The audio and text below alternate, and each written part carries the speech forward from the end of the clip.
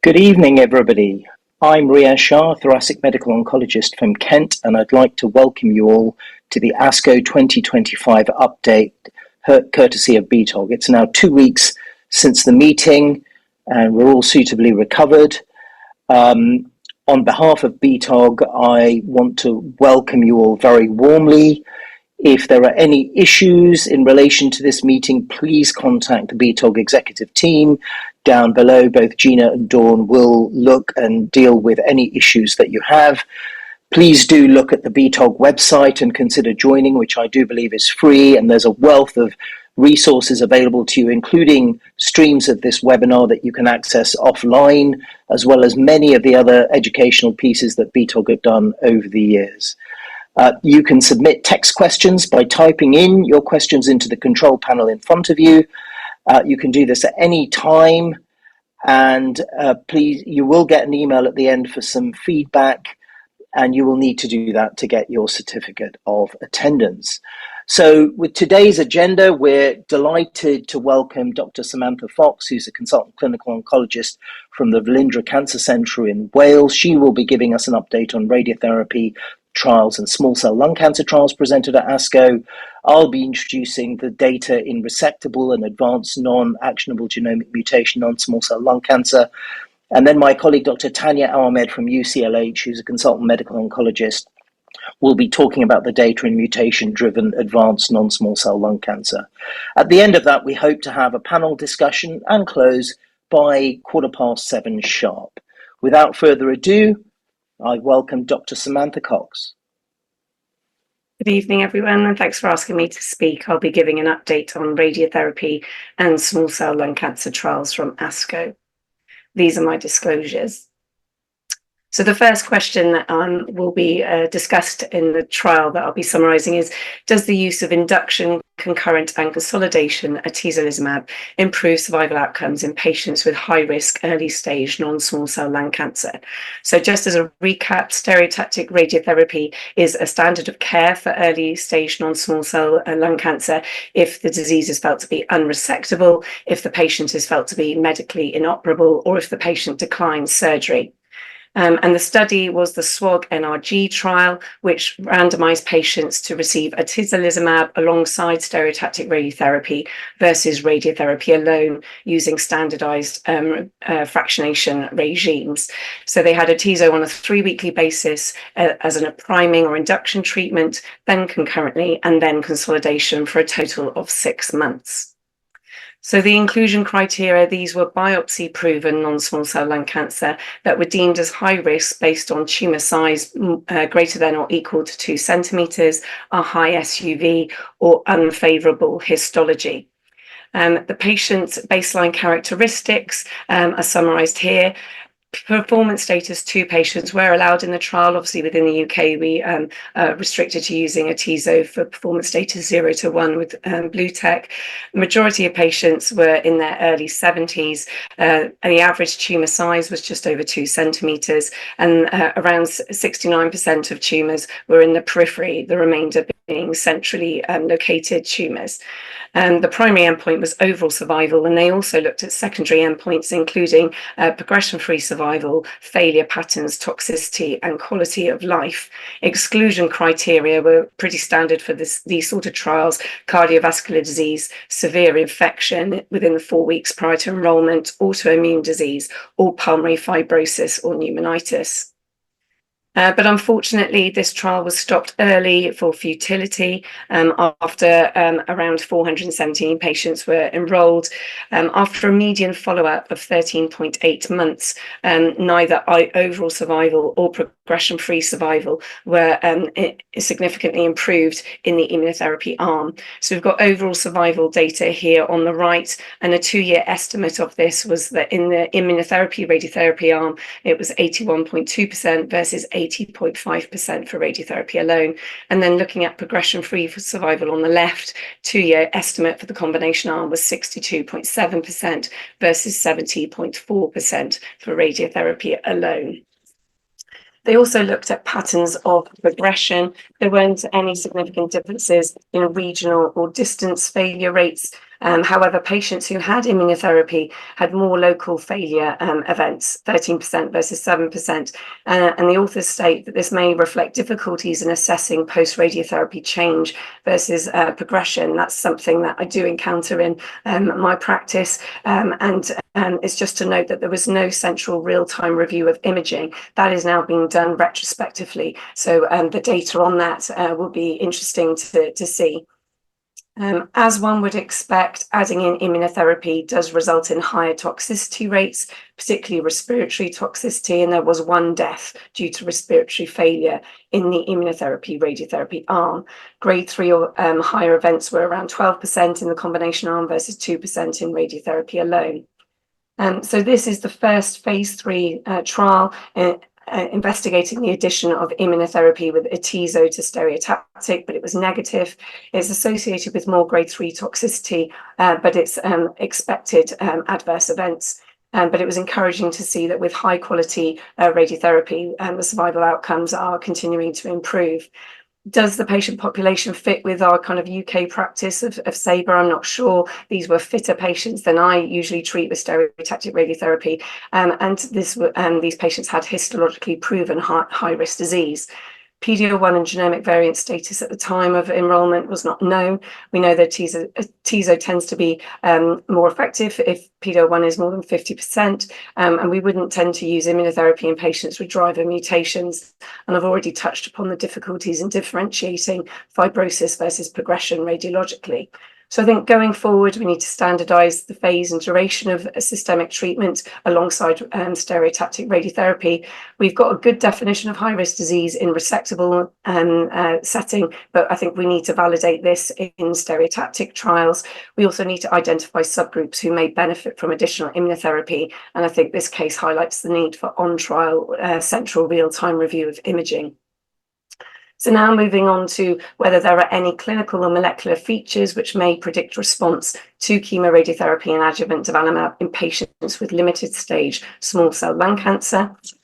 So this was a post hoc analysis of the Adriatic trial. So just to summarize, this study was looking at patients who had no evidence of progression after concurrent chemoradiotherapy for limited small cell lung cancer, and then they were randomized to durvalumab for 2 years versus placebo. That's just the post hoc analysis was focusing on these two arms. And just as a recap here, this was a statistically significant trial with improvements in overall survival and PFS. What this post hoc analysis was looking at is, are there any clinical characteristics that can help us identify patients with early progression, defined as PFS of less than 6 months, versus patients with a PFS of more than 12 months, so-called long-term progression-free survivors in this study. And this found that a higher proportion of stage 1-2 disease prior BD radiotherapy and also the use of prophylactic cranial irradiation was seen in long-term progression-free survivors versus those with early progression. In the durvalumab arm, there were a high proportion of patients with PS 0 to 1 in the later long-term progression versus early relapses. There were similar rates of intrathoracic progression and extrathoracic progression for early progressors in both arms, but in long-term progression-free survivors, it was mostly intrathoracic progression that was seen rather than extrathoracic progression. They also looked at molecular characteristics of early progressors versus long-term progression-free survivors. PD-L1 was not felt to be predictive. However, CD8 T cell and MHC class 1 had a trend towards higher expression in longer term progression-free survivors. They also looked at novel and specific genes signatures of inflammation using RNA sequencing, and they found that this may also be seen higher in longer term progression-free survivors. So what the authors were perhaps suggesting or hypothesizing is that we could prospectively validate in a larger data set these biomarkers to see if we can identify patients with limited small cell lung cancer prior to them receiving chemoradiotherapy, and that if they have an inflamed subtype that these biomarkers are identifying, whether this could be a predictive biomarker for the use of immunotherapy. So in summary, patients with limited stage small cell lung cancer treated with concurrent chemoradiotherapy, long-term progression-free survivors had higher proportions of early stage disease, twice daily radiotherapy, and prophylactic cranial irradiation, but we need to validate this prospectively with larger data sets. Now moving on to, does atezolizumab after chemoradiotherapy prolong survival? So the Adriatic trial I just discussed was looking at durvalumab. This is using atezolizumab in the Achilles studies, which was a phase 2 trial. It enrolled just over 200 patients with 170 randomized to either atezolizumab for a year versus observation if there was no evidence of disease progression after concurrent chemoradiotherapy. There was a choice of radiotherapy fractionation and dose, so 45 gray BD over 30 fractions, or a higher dose of 60 gray BD over 40 fractions, and prophylactic cranial irradiation was optional. Looking at the baseline characteristics, reasonably well balanced. Majority of patients had stage 3 disease. Again, PS2 patients were enrolled, but the majority were PS0 to 1. Looking at the chemoradiotherapy, so more patients received 4 courses of cisplatin in the observation arm versus atezo. Most patients had 45 gray of radiotherapy, and the majority of patients had a partial response after chemoradiotherapy at 81%. So just a reminder that these patients had to have had no evidence of disease progression, and the majority, 79%, had prophylactic cranial irradiation in both arms. The toxicity during chemoradiotherapy was as expected, with perhaps higher rates of neutropenic infection than we would expect on chemoradiotherapy. But looking at the atezo therapy arm, so most patients started within 4 to 6 weeks of chemoradiotherapy. They had on average 8 cycles of atezolizumab, with 35% completing 12 months of treatment. Approximately a fifth of patients had disease progression, and around 27% discontinued treatment due to toxicity, and there were 2 deaths due to infection. So it's a more toxic treatment. 34% had grade 3/4 toxicity, but in line with what we've come to experience with atezolizumab. And overall, this is a tolerable treatment, but there were 3 grade 5 events attributable to pneumonitis, pneumonia, and neurotoxicity. But unfortunately, this was again a negative study for atezolizumab. There was no survival advantage seen with adjuvant atezo, but perhaps a trend for progression-free survival. So looking at overall survival here, a median OS of 43.4 months for atezo versus 38.8 months for the observation arm. Subgroup analysis, there may be a survival advantage for higher radiotherapy dose and PCI. Also a suggestion that male patients and those receiving carboplatin may gain clinical benefit. So in summary, adjuvant atezo didn't prolong PFS or OS, so the standard of care remains adjuvant durvalumab, but we're awaiting a nice decision about being able to routinely access this within the NHS. Adjuvant atezo is a tolerable treatment, but unsurprisingly did increase toxicity. But reassuringly, I think we're seeing improvements in radiotherapy from those seen in the historical CONVERT trial. And in this study, the observation arm had an overall survival of around 38.8 months. I think discussions regarding PCI in the limited stage disease setting are important. So the majority of patients did have this, and there was a trend in the subgroup analysis towards improvements in overall survival. Why isn't atezo effective, but durvalumab is? I think we need, again, biomarkers to identify patients in small cell who may benefit from atezo. We're seeing a range of studies in atezo and radiotherapy across the tumor types that aren't showing a clinical benefit, but that may be due to PD-L1 expression in those tumor types. And just to note that the Adriatic study is 24 months of adjuvant durvalumab, whereas this trial was 12 months of atezo. So now moving on to, does first-line maintenance lurbinectedin with atezolizumab improve survival outcomes in extensive stage small cell lung cancer? So this was the IMforte study, and this is using lurbinectedin, which is a synthetic alkylating agent that promotes cancer cell death, and that it was given in combination with atezo versus atezo alone in the maintenance phase. So this is our standard of care now, is that patients have 4 cycles of carbo atop atezo, and then they usually go on to maintenance atezo, but this study was randomizing between the combination chemo-IO arm versus atezo alone. So these drugs are giving on a 3-weekly basis, important to note that central nervous system metastases was an exclusion criteria. Lurbinectedin isn't effective within patients with brain disease, and also important to highlight that consolidation radiotherapy to the chest or to any sites of metastatic disease was also an exclusion criteria.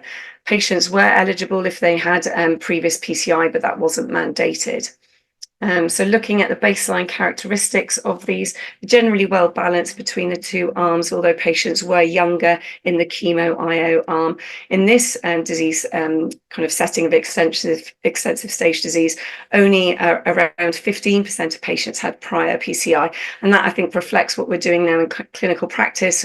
We know that PCI can be particularly toxic in terms of the neurocognitive effects. We're still waiting on trial data as to whether we can exclude PCI or whether we need to be doing MRI surveillance. There wasn't much data presented on whether these patients were having MRI surveillance if they didn't have PCI. So looking at the primary endpoint of progression-free survival and overall survival, it's important to note that these survival outcomes are taken from the point of randomization. So on average, people had induction treatment with chemo IO for 3.2 months, and then they were randomized. But we can see here progression-free survival is improved with the chemo IO, 5.4 months versus 2.1 months for atezo alone.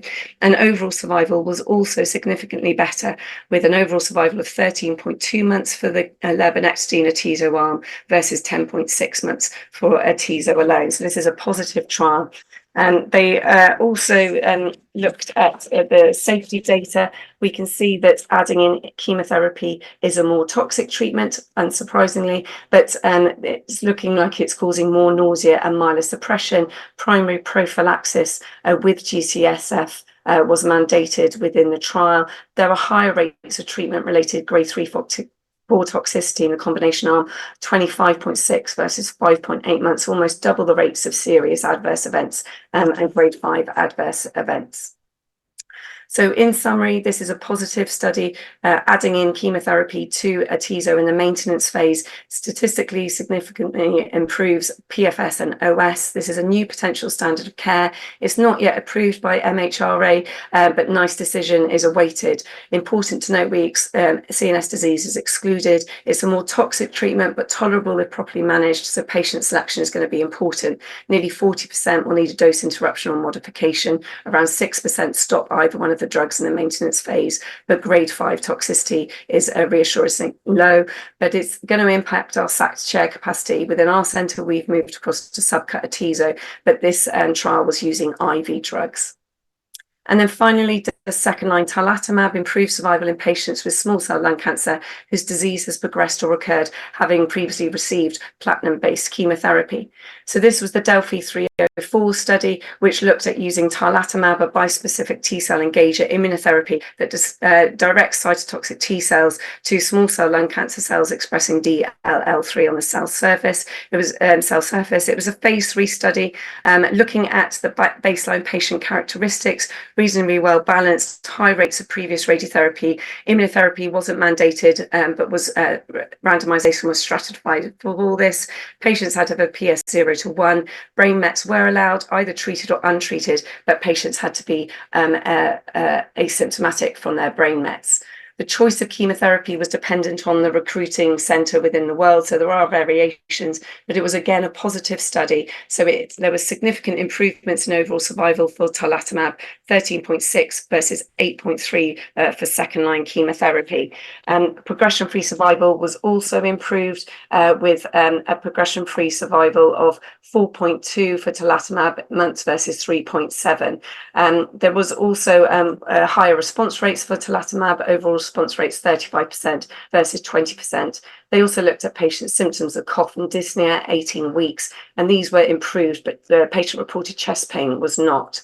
It's a more favourable safety profile for tarlatamab, so significantly lower rates of grade 3-4 toxicities, treatment-related serious adverse events, lower rates of dose interruption or dose reduction, and fewer patients need to discontinue treatment, and the grade 5 events were reassuringly low. I think there is some concern within the clinical community about cytokine release syndrome and immune effector cell-associated neurotoxicity syndrome, ICANS. But the study showed that the majority of CRS reactions are grade 1 to 2. They're generally manageable. There were no grade 4 CRS or ICANS events. There was one grade 5 ICANS event, but this was in patients who that also had features of sepsis, so it can be sometimes difficult to differentiate. But I think with an effective monitoring and management protocol, we should be able to give these treatments within cancer centres in the UK. So in summary, tarlatamab improves overall survival and progression-free survival. There's a 40% reduction in the risk of death. It's effective in patients with platinum resistance and brain metastases, but how many of our patients are going to be this fit in this disease setting is up for debate. But I think it's a new paradigm for bispecifics in lung cancer, and this is a new standard of care. And I think we need to embrace this as a lung cancer community. The authors did look at an outpatient-based 6 to 8 hour monitoring regime versus the 48-hour inpatient monitoring, but that wasn't discussed at the conference. And I think if we establish links with our specialist community colleagues and staff and patient education, we should be able to deliver this within the UK. Thank you.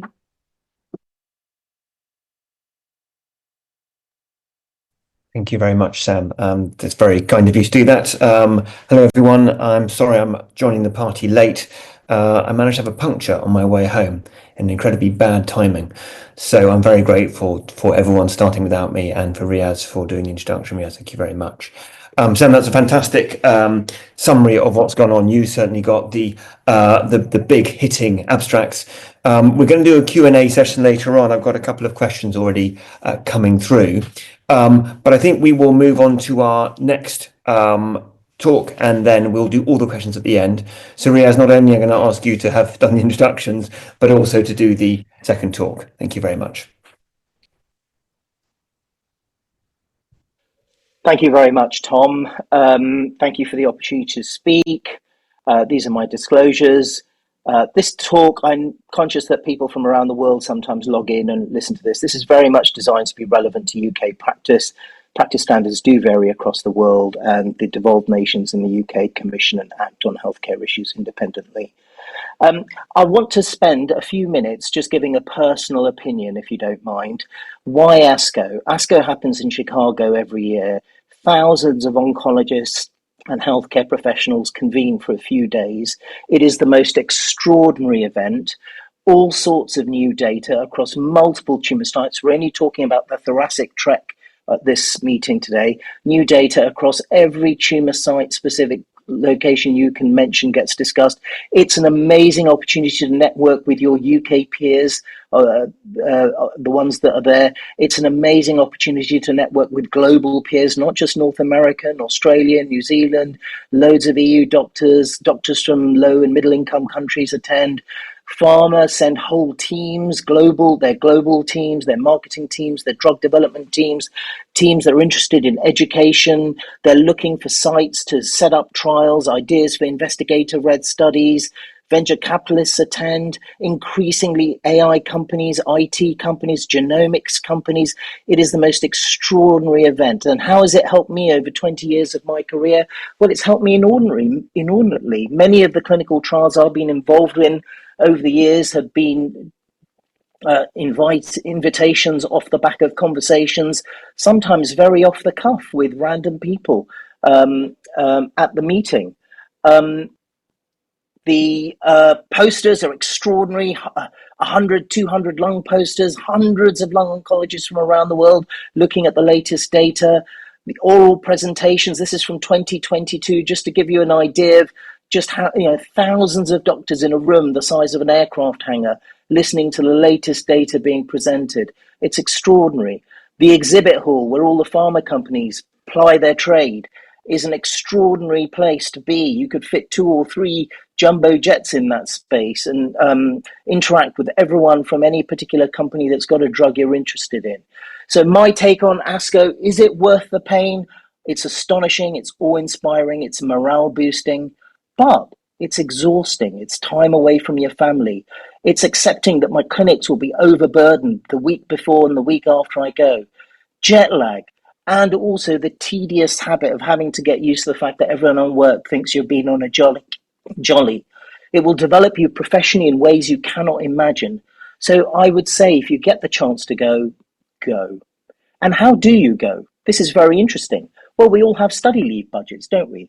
A few weeks before leaving for this ASCO meeting, I costed what it might cost for me to go to ASCO. And let's just say if you had £100,000 a year income, you would use at least 7% of your total annual income post-tax to self-fund going to ASCO. So that's not a reasonable ask of clinicians. So what has been the traditional funding model? The traditional funding model has been support from the pharma industry.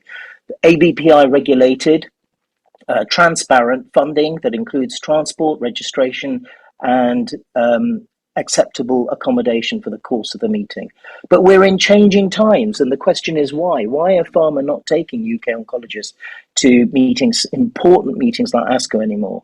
And I would suggest that we should start asking this question because I see it as a fundamental responsibility that is on their door.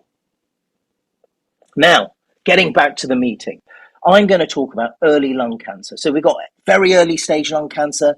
We've got advanced disease. We all know what that is. I'm not talking about that. I'm talking about intermediate stage disease. And we know that some is resectable, some is unresectable, and we know that there is a gray zone between both of them. And what I'm going to talk about is just resectable intermediate stage 2A to 3B lung cancer. Now, this is really heterogeneous. We've got three major strategies to manage these patients. A post-operative strategy of adjuvant therapies, a preoperative strategy, which we're going to talk about in detail, or a perioperative strategy using preoperative chemoimmunotherapy with post-operative immunotherapy.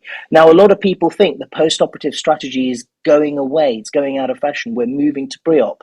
But no, it's still a very important aspect of patient management. At least a quarter to a third of patients are pathologically upstaged at surgery and will need a post-operative strategy.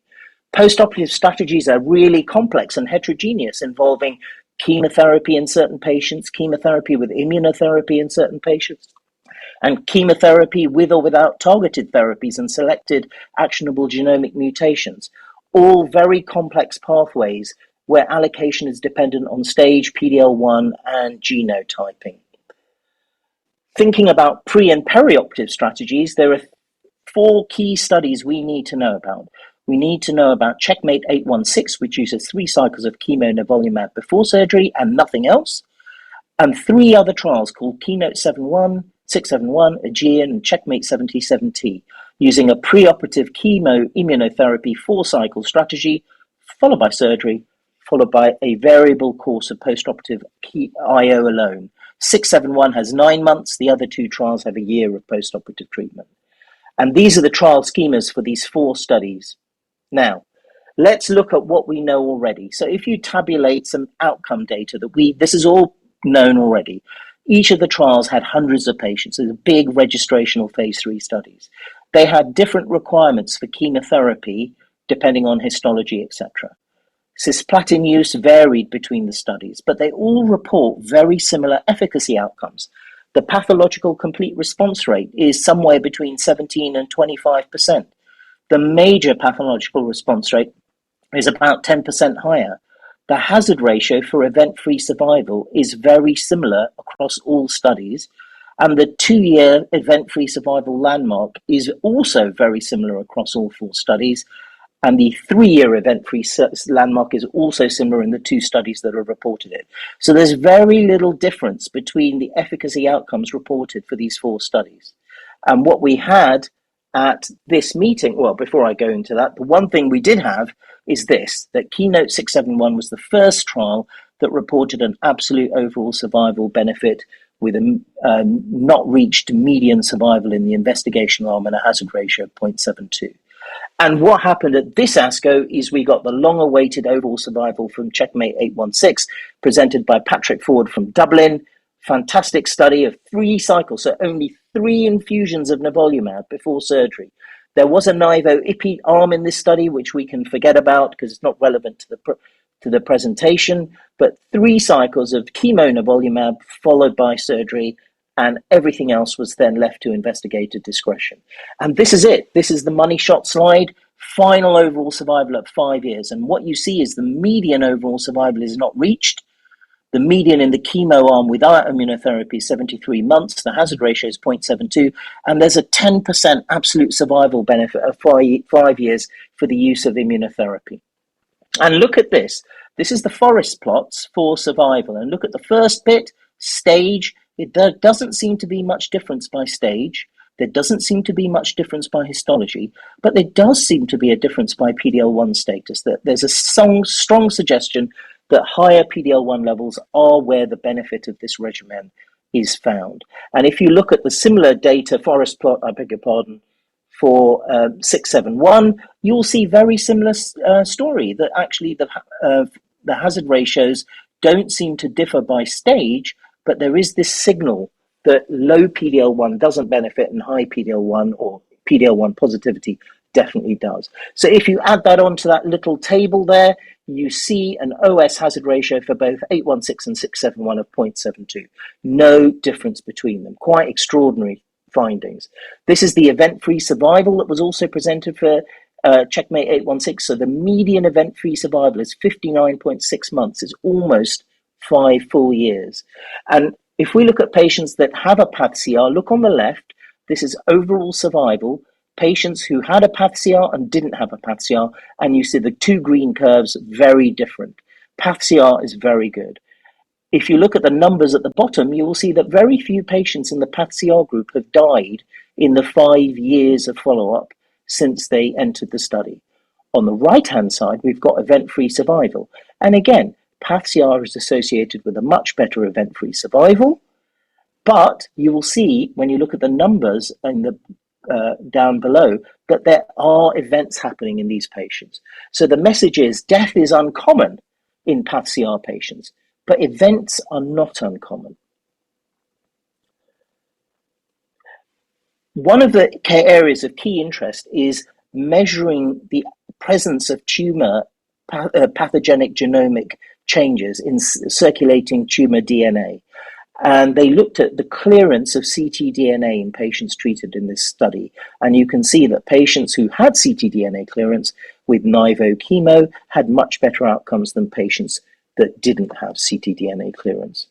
So the use of ctDNA and MRD was also explored in 2 presentations from Checkmate 77T and Aegean.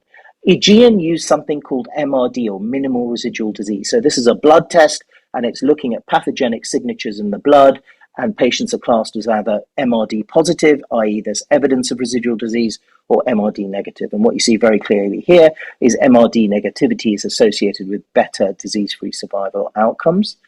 And in Checkmate 77T, the update of event-free survival showed that we've now met the event-free survival. Median is 46 months, a bit lower than 671 and 816, but the hazard ratio is good at 0.61, so reassuring.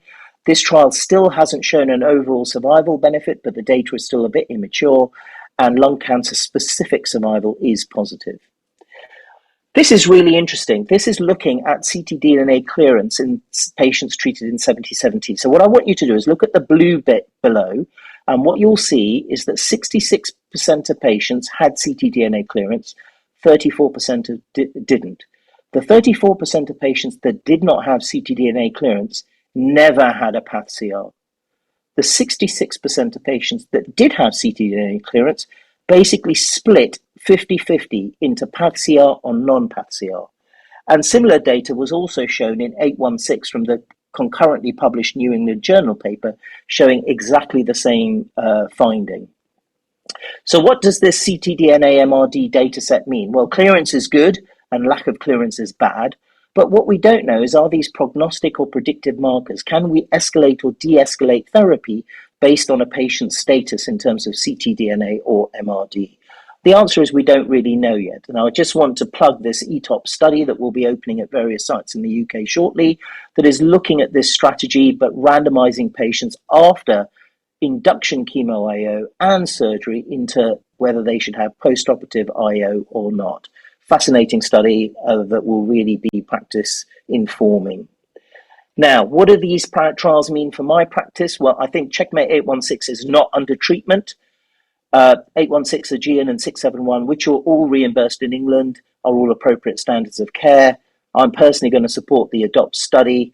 And PCR is good, but relapses do occur. So I think we should temper our enthusiasm when we see patients who've had a PathCR and be cognizant of the fact that these patients need close monitoring as they still may relapse. Moving on to another study, I thought this was fascinating. This is a real-world analysis from patients having neoadjuvant early lung cancer chemoimmunotherapy. It's 392 patients from the US, Israel, France, and Switzerland. And what they found is that in real-world data sets, 43 did not get resected. So that's a non-resection rate of 11%. And what you see here is what the reasons for no surgery and what subsequent therapy these patients had. And only a proportion went on to receive radical treatment with chemoradiotherapy or radiotherapy. Interestingly, many patients who didn't progress were still deemed to be not resectable, suggesting to me that we're still learning about what the boundaries are between resectability and non-resectability in the context of patient management. The median survival of these patients that didn't go to surgery was just around 24 months.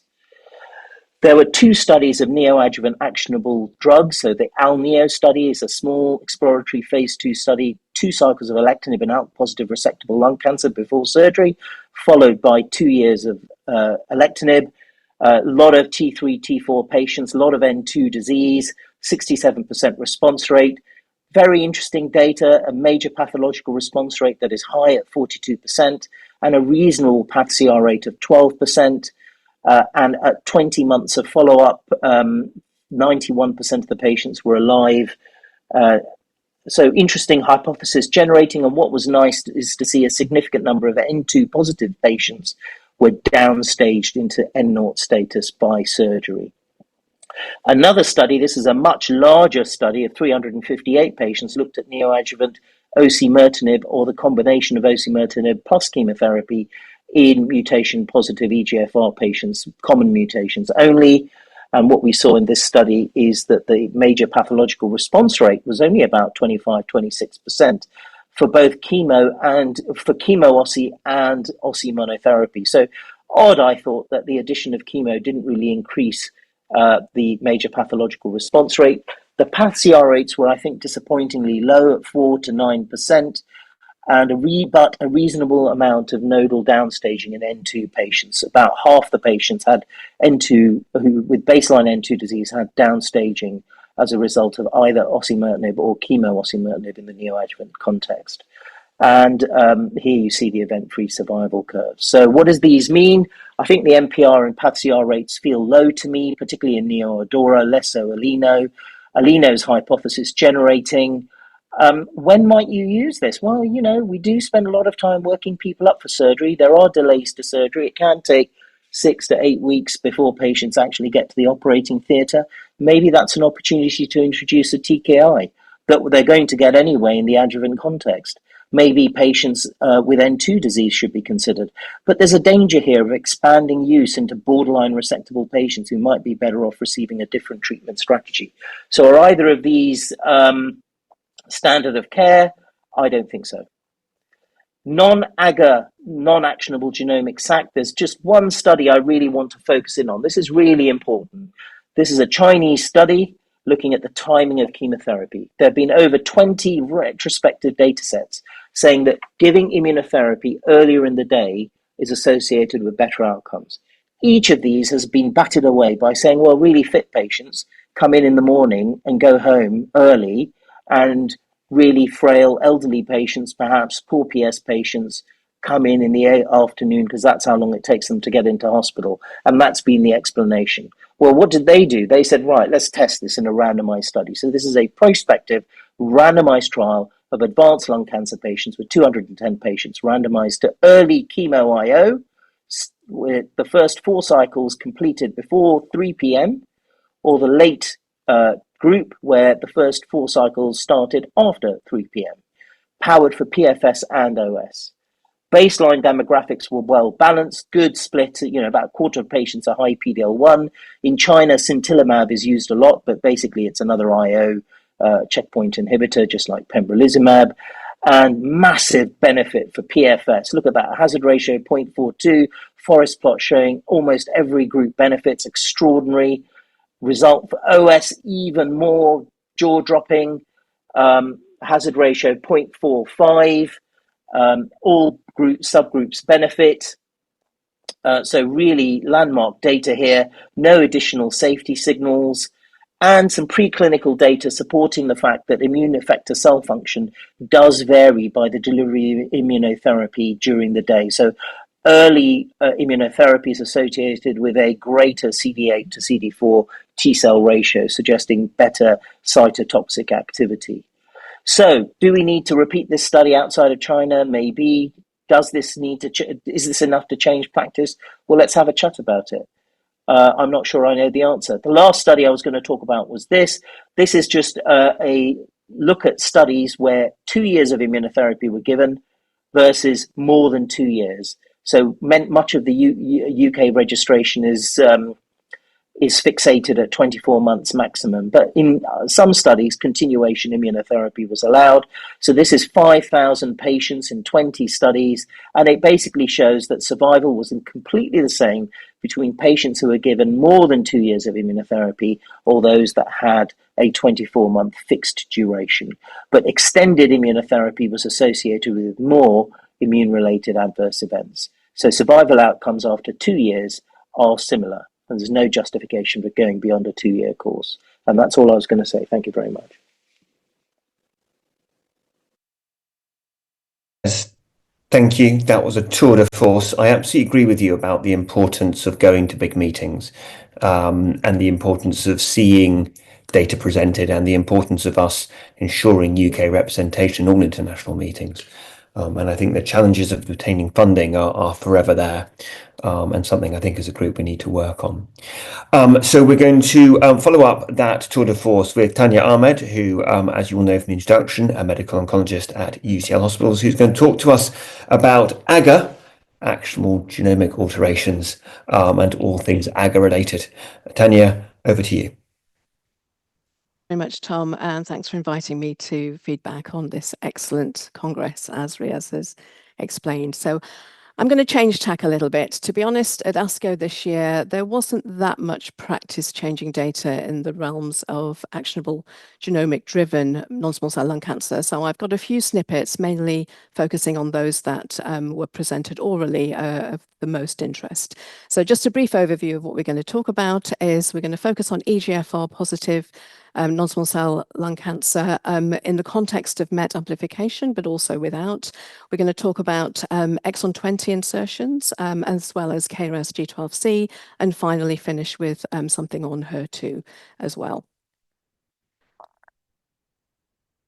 So first of all, the SARCHI study. So this is a study using a drug called savolitinib, combined with osimertinib, compared against standard platinum doublet chemotherapy in patients who had EGFR positive non-small cell lung cancer and had progressed on a first-line TKI and had MET amplified disease on biopsy. So this is the phase 3 SARCHI study. And as we know, MET amplification can be responsible for resistance to first or third generation TKIs in about a fifth of patients, and it's also associated with a poorer prognosis. So savolitinib is a highly selective oral MET TKI, and it has already demonstrated efficacy in earlier phase 1 and 2 studies, and I'll talk about the phase 2 Savannah trial straight after this in a little bit more detail. But this trial was the first biomarker-driven study looking at the combination of savolitinib with osimertinib versus standard platinum-based doublet chemotherapy for patients who had progressed on first-line EGFR inhibition. So this is the study design. As I mentioned, patients could have received either first, second, or third generation EGFR inhibitors. They were tested for MET amplification. They were only eligible for this in the context of MET amplification, as shown at the bottom of the first part of that slide. And then they were randomized between either continuing with the osimertinib and adding in savolitinib, or switching to platinum-based chemotherapy and treatment progressed until either disease progression or intolerable toxicity, and these patients were allowed crossover from the control arm if they progressed after assessment of their disease. Primary endpoint was progression-free survival, with overall survival as a secondary endpoint. So this is the money shot. As you can see, it was a positive study in terms of progression-free survival, with improvement both in the intention to treat population as well as those that had received older generation EGFR inhibitors. Looking at the population that had a third generation EGFR inhibitor, such as osimertinib, again, you can still see that improvement in median progression-free survival as well, with a positive hazard ratio. The same improvement was seen. The efficacy was maintained within patients who had brain metastases, which is clearly an important clinical factor in this patient population, as well as those that didn't have brain metastases. So if you look at the forest plot, we can see that progression-free survival is maintained throughout all the pre-specified subgroups, depending on presence of intracranial disease or liver metastases, as well as the number of metastatic sites and the disease burden, as well as whichever EGFR TKI they had had and which type of mutation they had as well. The tumor response waterfall plot shows the excellent responses seen in the savolitinib-osimertinib combination arm compared to standard chemotherapy, with a 58% response rate in the investigational arm. The overall survival data are not mature, but there is a positive hazard ratio of 0.84, showing a promising result as we wait for that data to come through. So in terms of toxicity, in fact, if you look at the two arms, the grade 3 treatment emergent and treatment related toxicities were actually quite well balanced, despite, as you'd expect, with the dual inhibition of EGFR and MET, we had slightly higher levels of edema, peripheral edema, hypoalbuminemia, and of course diarrhea with inhibition of both axes. And as you'd expect with the chemotherapy arm, there were more bone marrow suppression related toxicities. So in conclusion, the authors said that actually the combination of savolitinib with osimertinib shows a clinically meaningful improvement in both PFS and response rate, with a good signal in terms of overall survival. The safety profile has been favorable, certainly compared to chemotherapy, with no unexpected toxicities. So this may be a promising option in terms of a chemotherapy-free option, as the EGFR post-osimertinib space is a dynamic landscape. If a patient is proven to have an acquired MET amplification on treatment on their first-line EGFR inhibitor.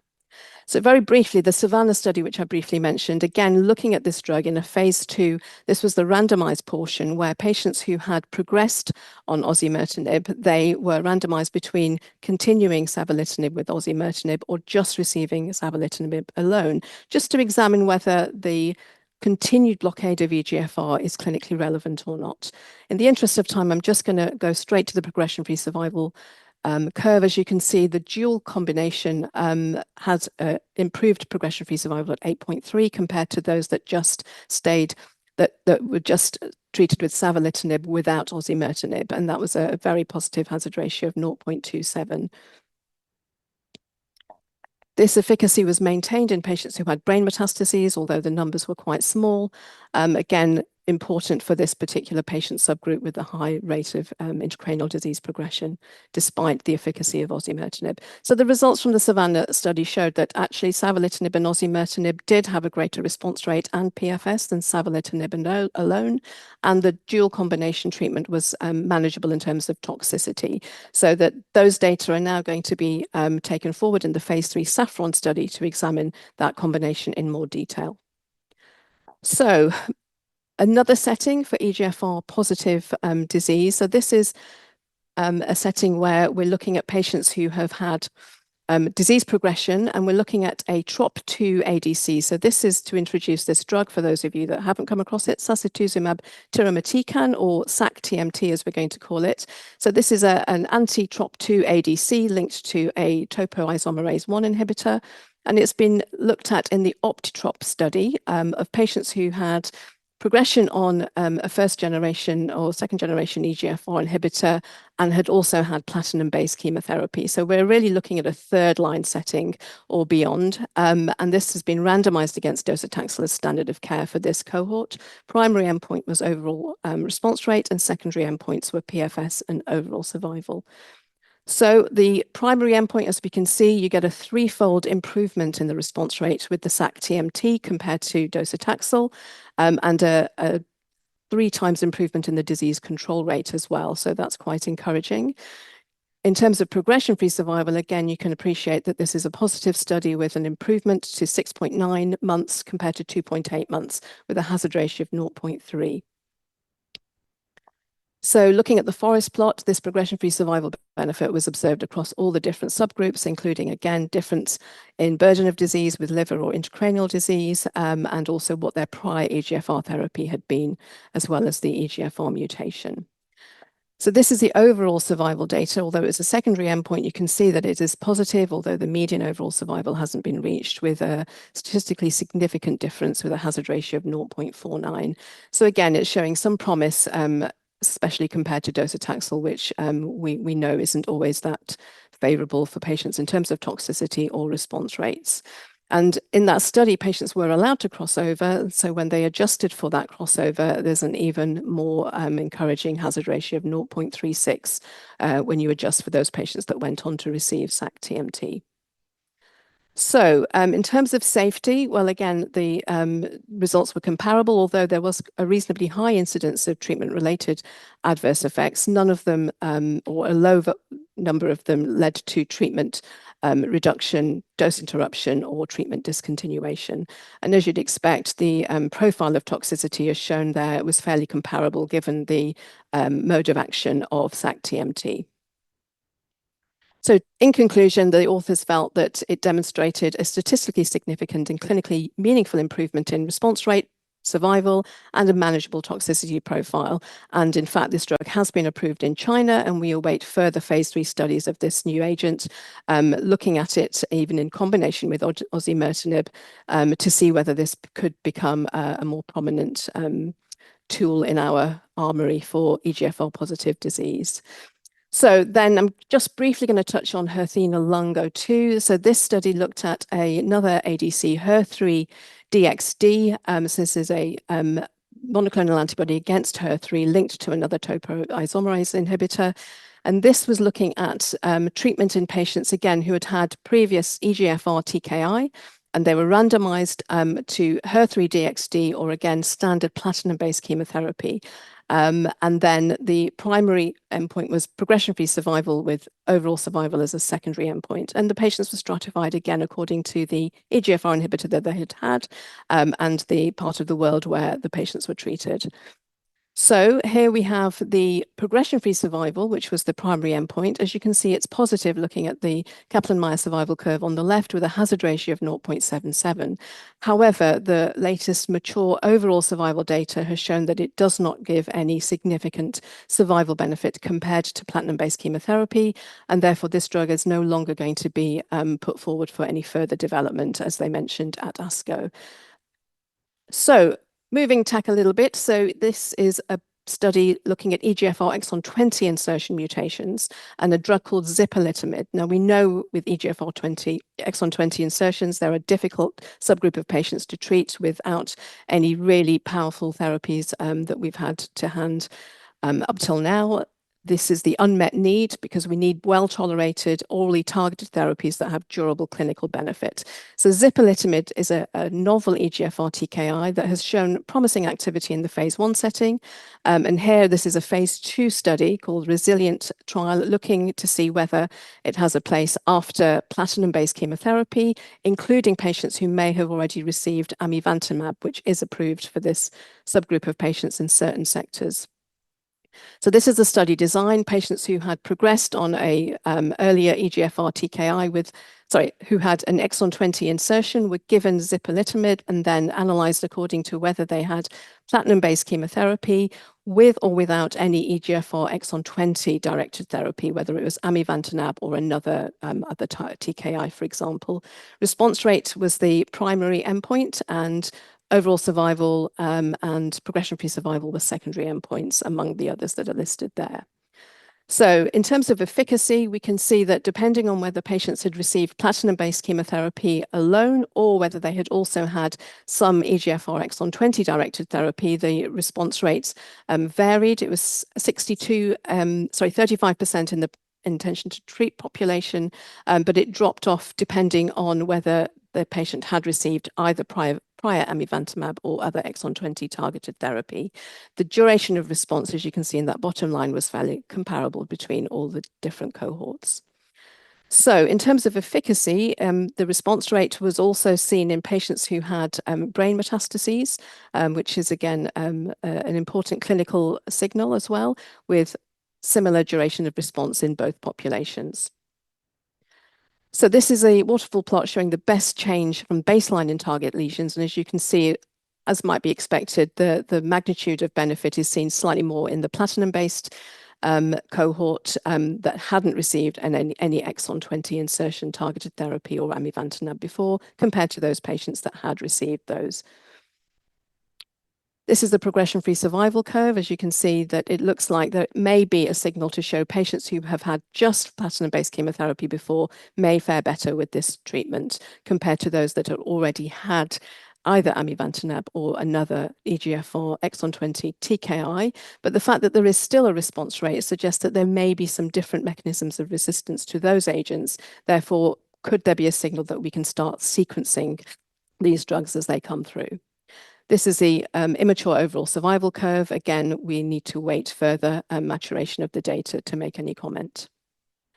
In terms of adverse events, the safety profile was felt to be manageable despite the high rate of grade 3, as very few people needed to discontinue it. There was 8.2% led to treatment discontinuation, although, as they mentioned, there were 2 treatment-related deaths, but these were in the heavily pretreated population, one with pneumonitis and one with hypoxia. Just going to go forward. So in conclusion, the authors felt that zipalertinib demonstrated clinically meaningful efficacy in patients that have EGFR exon 20 mutant disease if they had had prior platinum-based chemotherapy, including those that had had amivantamab, as that is now a new population that will be emerging as amivantamab is available in certain sectors. The safety profile was manageable, and therefore this drug has been looked at in a phase 3 study, Resilient 3, looking at this in a first-line setting, which we will await.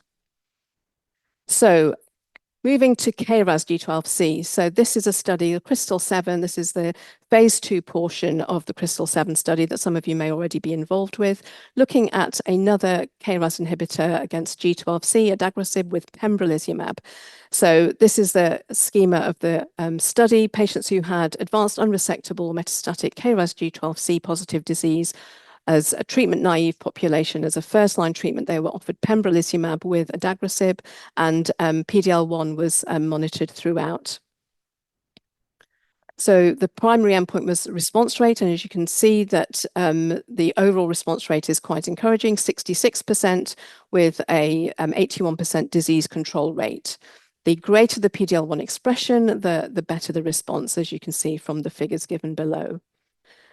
Duration of response was also very promising, where you had over 2 years median duration of response, and disease overall response rate was 73%.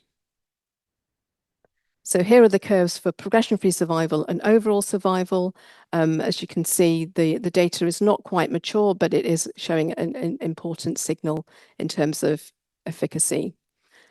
As I've mentioned, the higher the PD-L1, the greater the median progression survival, where you've got a 3-fold improvement comparing the PD-L negative population to the PD-L high population. Here is the overall survival curve as well, where you can see that, again, the higher the PD-L1, perhaps the better the results as we wait for that data to mature.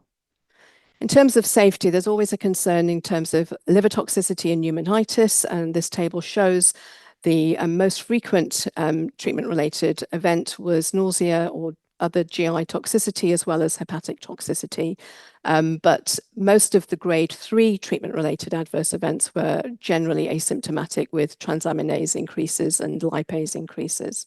There were some immune-mediated AEs, as you'd expect with pembrolizumab, and particularly worth noting that there was also some pneumonitis. This is just a list of the hepatic AEs, but I'll move on in the interest of time. So the conclusion was that it does demonstrate promising efficacy, where we've got pembrolizumab with adagrasib, offering a chemotherapy-free regimen for these patients, and particularly efficacy in the PDL high population. And the safety profile was consistent with previous reports and felt to be manageable. So this combination is already being looked at in the Crystal 4 study with chemotherapy as well. So chemotherapy and immunotherapy plus or minus adagrasib, as well as the phase 3 portion of the same study, Crystal 7, looking to see about the addition of adagrasib for PDL positive patients with expression greater than or equal to 50%. So very quickly in the last couple of minutes, I'm just going to talk about the HER2 mutant setting. So this was a phase 1 study looking at a new drug, cevabertinib, which is an oral reversible tyrosine kinase inhibitor inhibiting HER2, because we know that this is a population of patients, again, which are associated with poor prognosis with a relative lack of effective treatment, certainly after first line.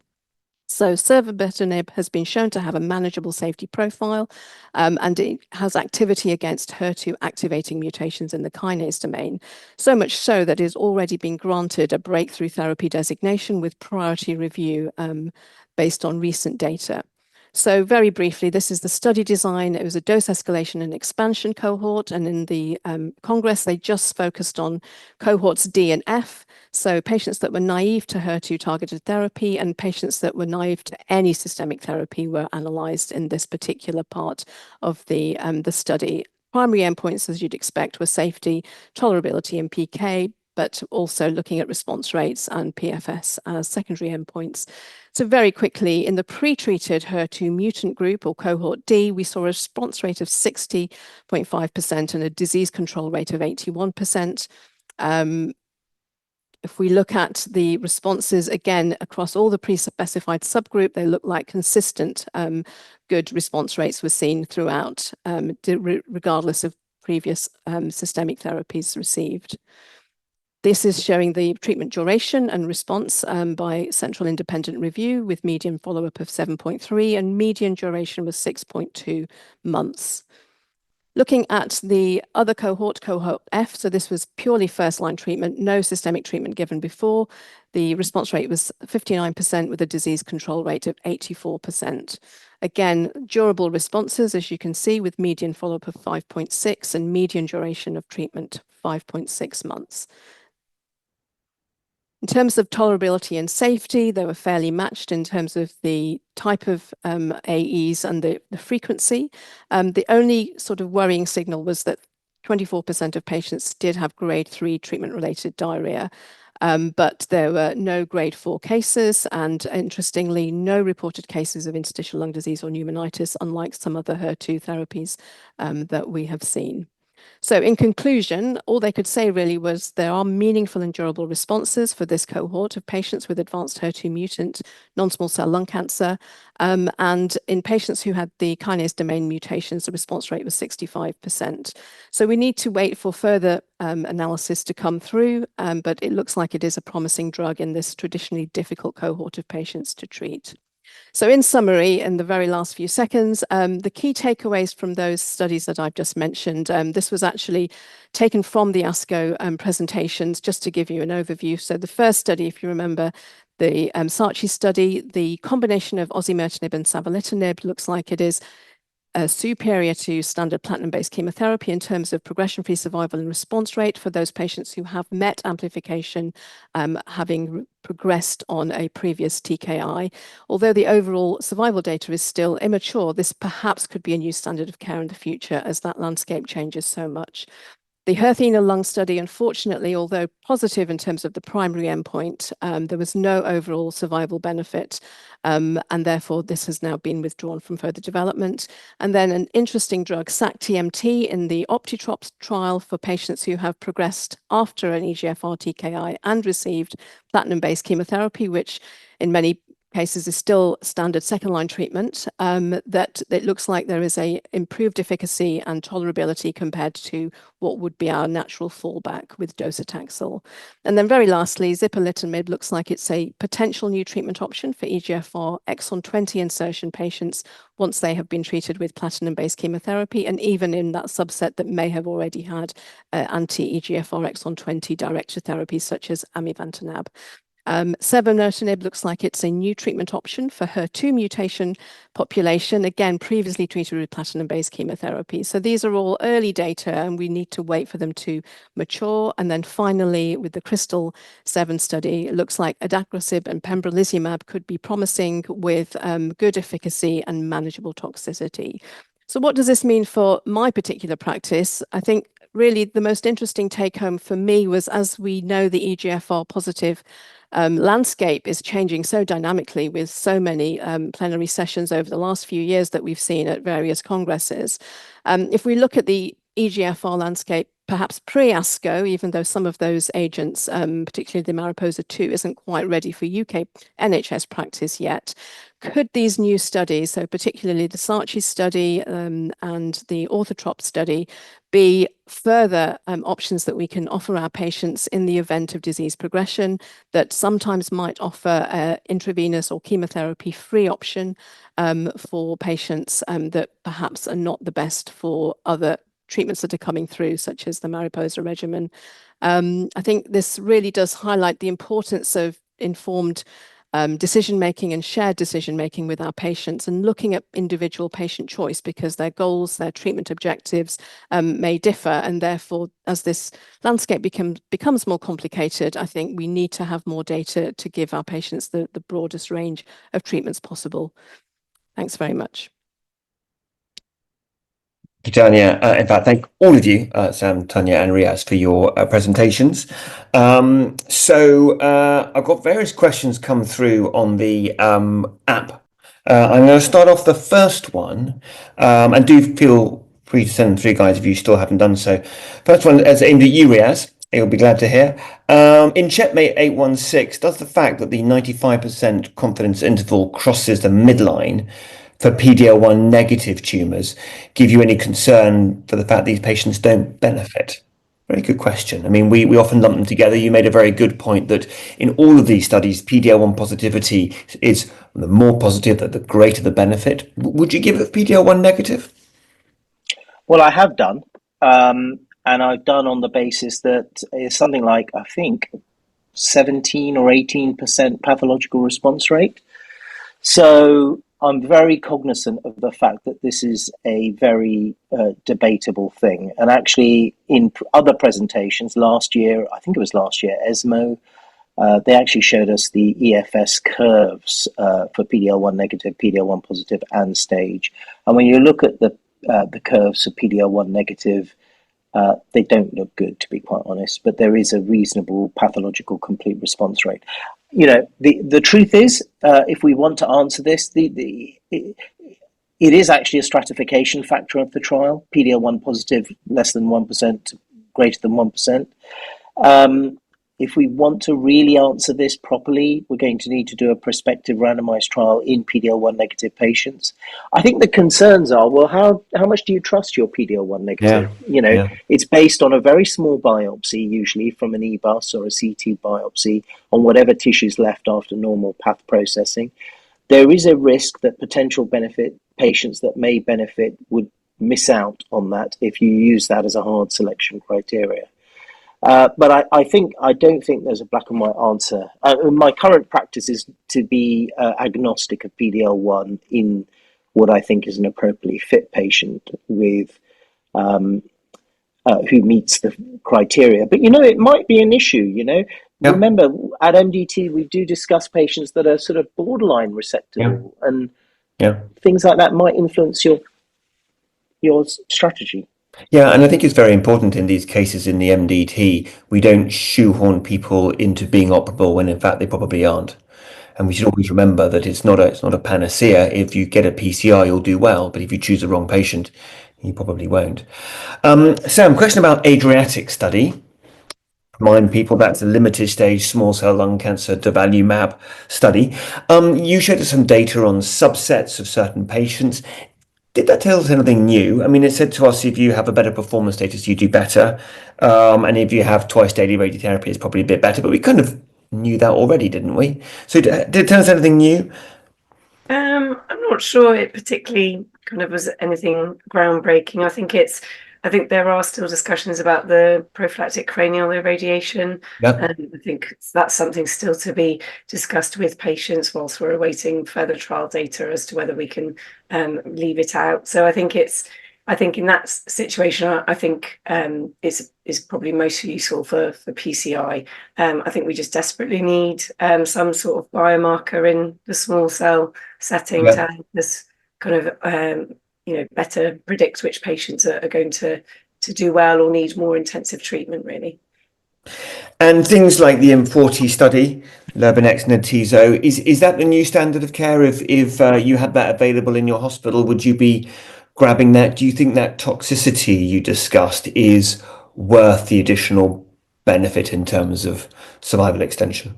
I think for the right patient it is. So we're looking at a kind of a 46% lower risk in the risk of disease progression, 27% lower risk of death. So I think patient selection is going to be key. And I think with using primary prophylaxis with GCSF, and we've all got skills in managing chemotoxicity. I think it is something that we should be offering the right patients, but it is going to kind of impact our SACT capacity, perhaps, but then small numbers, so maybe not. So I think that's to be discussed, really.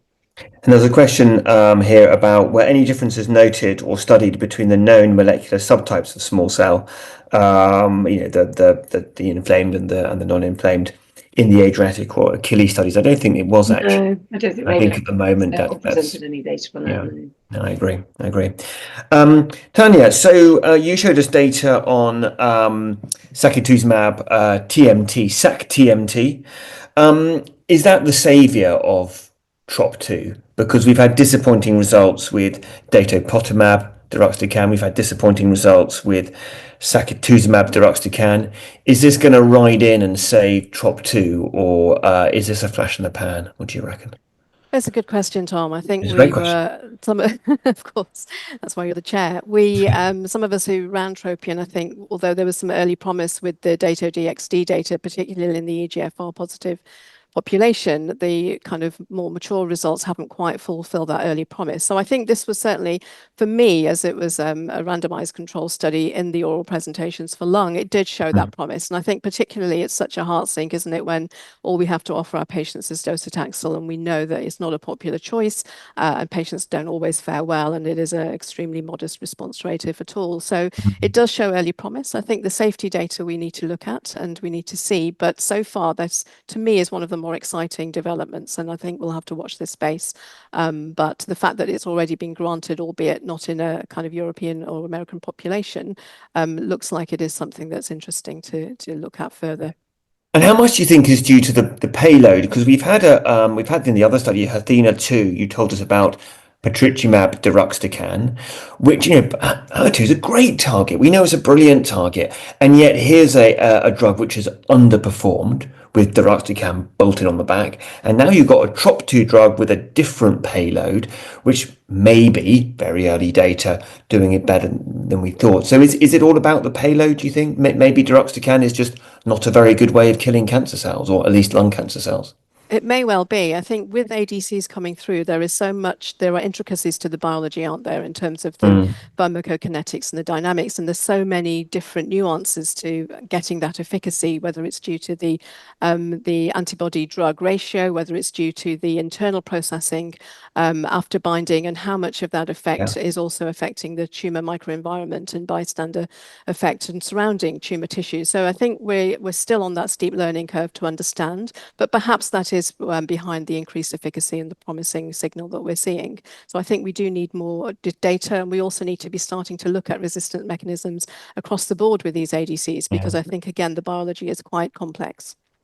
And a good biomarker is always incredibly valuable. As people may recall, there is a biomarker in development, NMR, nuclear membrane ratio, which would appear on data we saw from World Lung last year and some updated data from ASCO this year to be much better at identifying patients who perhaps are going to benefit more. Riaz, on to you. Think about the neoadjuvant studies. You showed us some data on neoadjuvant alectinib, PCR rate 12%, neoadjuvant osimertinib in various combinations, PCR rate below 10%. As you say, really disappointing if you compare that to all the chemoimmuno neoadjuvant studies you showed us, where PCR rates are anywhere between 25 and 35%. It's really strange, isn't it? Because osimertinib and alectinib are the ones we would say are among the most effective drugs we have. Why do you reckon we're seeing less of a PCR?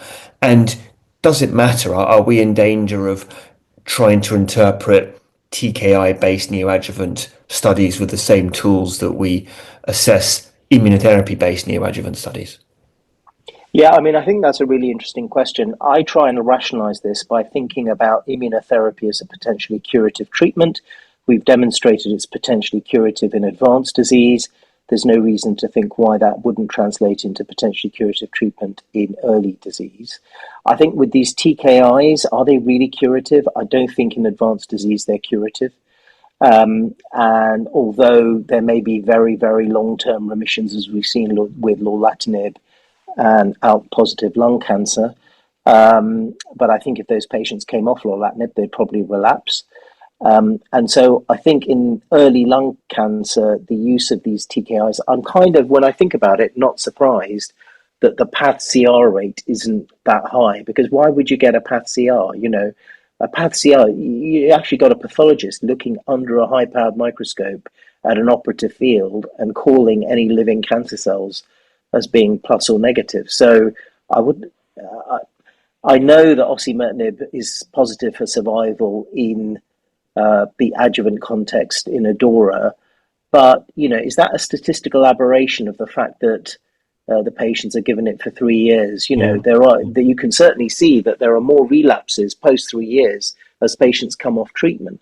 So we don't know really. I mean, I just think I'm struggling right now to think where I would use it. I was really surprised to see that chemo-OSI had no higher path-CR rate and had no higher MPR rates than OSI alone. In the advanced disease setting, chemo-OSI is actually very powerful, licensed but not recently reimbursed. So unknown. I think it reinforces the power of immunotherapy. Actually, makes you realise that those PCR rates really are quite exceptional. One other question from Niladri, who's basically written down exactly the same question I was about to ask you, Riaz. In fact, for all of you, all three of you, given that perioperative is not better in terms of outcomes and is significantly more toxic, are we better using our resources by choosing the shorter CheckMate 816? So, Sam, I might ask you first. Would you rather use your precious resources of 816, or are you convinced that using a neoadjuvant and then an adjuvant component is better for you and your patients? Yeah, I think it's something we're going to have to discuss in our department, because based on the lack of OS data for CheckMate, we've gone across to using Pembro perioperative. But now I think there are going to be, we're going to have to discuss it with patients, and I think they're both options. We want to try and use our resources as best we can, but as they're both reimbursed, we're going to have to put it to the patient, I think. But I think perhaps PD-L1 negatives may not be pushing for the immunotherapy as much, but it is an option. So I think it's tricky. It's a very hard one. I'm going to ask an equally difficult question for Tanya. Last two questions. Tanya, you saw data on immunotherapy timings. To remind people, if you have your immunotherapy in the morning, you do better than having it in the late afternoon or evening. Did you go back to your excellent colleagues at UCL and speak to your chemotherapy team and say, I want all Dr. Ahmed's patients to have their chemotherapy at 9 a.m.? Or are you not convinced? And is this smoke and mirrors, not really genuine? Thanks, Tom. I actually did. I happen to be chemotherapy governance lead for our cancer division, and I had a chemotherapy board meeting the very following day after getting back, and I showed the slides to my whole board, including our divisional clinical director, and it generated a lot of interest. And interestingly, we're doing an audit to look at our first-line metastatic non-small cell patients, because given that most of them are on triplets, so platinum, pemetrexed, and we're still using pembrolizumab. They already start early in the day to get all 3 drugs through. Therefore, we're interested to see whether we're already meeting that 3 p.m. deadline. But I think the data is compelling to make sure that we can try and accommodate that as far as possible. So yes, it was probably the most exciting study, in my opinion, there, and the interest that it generated. And I think it certainly deserves more. More. And also, while we wait for other tumor types to perhaps replicate that study, we're trying to get a head start with the lung population in our very busy chemotherapy day unit. So yes, I think it is something worth pursuing, but we do need to understand a little more about where that efficacy has come from and the kind of the way the immune system is modulated depending on the time of day. I think there's a lot more that we need to know. Thank you, Tanya. Last question goes to Riaz. Riaz, we saw update Delphi 304 tarlatamab in small cell. I think it's pretty convincing data of its activity in this very difficult to treat tumor type. Is the NHS ready for tarlatamab and the potential side effects? And if so, in Kent, are you going to be centralizing this to one place, or should we be making sure anyone can have this and we need to upskill our smaller regional units? 100%. This is standard of care now, in my opinion, and this is deliverable in any reasonable hemato-oncology unit. I had a meeting with our hematologist and they told me something that I didn't know. They've been using bites for quite some time. They've been using subcut bites that require 2 days of admission because the rate of CRS can happen over a much longer period of time. This is what the hematologist said to me. I don't know if it's true or not. So I think that delivery of this is perfectly reasonably doable in the NHS. I think it'll need some form of thinking through. I think every cancer unit is structured differently. So if we talk about Kent, Kent is a regional cancer centre, 7 district general hospitals that all deliver systemic treatment. Now, several of those have co-attached quite advanced heme-onc units that deliver the full gamut of systemic treatment for myeloma and all sorts of liquid malignancies, and they're using bites in those units. That's not all 7 of the hospitals, but it's several of them. And I see no reason why this couldn't be delivered at those units. I agree. I think we need to follow our hematologist. I agree. They are, I'm ashamed to say, ahead of us. So with that, I would like to thank our excellent speakers, Sam Cox, Tanya Ahmed and Riaz Shah, for doing this. It is actually a huge piece of work because you're jet lagged in America and you're trying to remember what on earth's going on, and you've got me saying you've got to write it all down and get your slides, and you come back and you've got the huge clinics to do and everyone thinks you've been out on a jolly and you really haven't, and then you have to present it 10 days later. So I'm extremely grateful. I wonder if we can move on to the next screen just to show some upcoming events. We have a screening central update which is on the 14th of October, an incredibly popular meeting last year, sold out completely. So if you want to get involved and come along to that, and I'd strongly advise that you do, because the UK absolutely leads the world in lung cancer screening. You've got to book your place for that. We will have a World Lung ESMO update in October following those 2 meetings. And I'm going to slightly change the format of this because actually looking at the way in which you guys look at this, there's quite a few of you online at the moment. Quite a few of you will do catch up of the webinar, but a very large number of you actually download this and listen to it on a podcast. So I'm going to slightly change the way in which we do the ordering and how we discuss things to make it a bit more podcast friendly, and we're going to see if we can do that in a way that we can put the slides as part of the podcast. What other things are coming up? We have a non-smoking lung cancer essential update in collaboration with our friends and colleagues at the fantastic Ruth Strauss Foundation. That's on the 13th of November. And then, of course, the big event is in early March. It's going to be the BTOG Annual Conference, which is in Edinburgh and our new home. And we very much hope that all of you guys will be able to join us for that. So thank you very much for joining us for this. I'm sorry I was late. I blame the roads of London and someone putting nails out on there and my poor bicycle. I'm very grateful for Riaz taking the helm briefly at the beginning, but particularly to all 3 speakers. Thank you very much and have a very nice evening.